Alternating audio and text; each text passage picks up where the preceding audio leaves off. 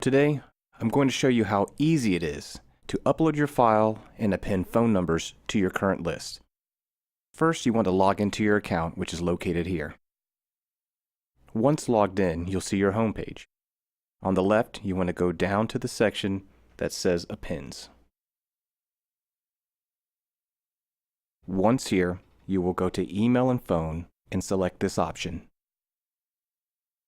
Your screen will load and you'll see the option where you can choose your file that you'd like to append. Once open, you'll be brought to the mapping screen. For this example, we're doing phones, so we want to deselect Email Append and make sure to select Phone Append to activate it. Once activated, you'll have the option of what you would like to append. Here, it would be cell phone as priority, then landline. This is cell phone only. This is landline only. Or, if you prefer to have the cell phone and landline per record, choose this option. But for this example, let's just do cell phone or landline.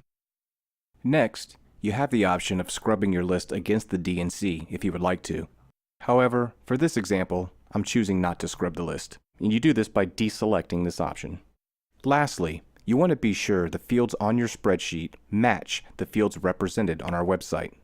So first name would be there. Here would be last name, but notice it doesn't match. So you will want to hit the down arrow and select last name. That's selected. Address looks good. City looks good. State looks good. Zip is good. Your spreadsheet may have multiple other columns on it. Since these are not needed, you will just keep these inactive. You do this by leaving each field selected as non-applicable. From this point, you are ready to submit your file. You'll see your review screen here. Be sure what you want is selected correctly. It shows we're doing cell or landline and no DNC scrub.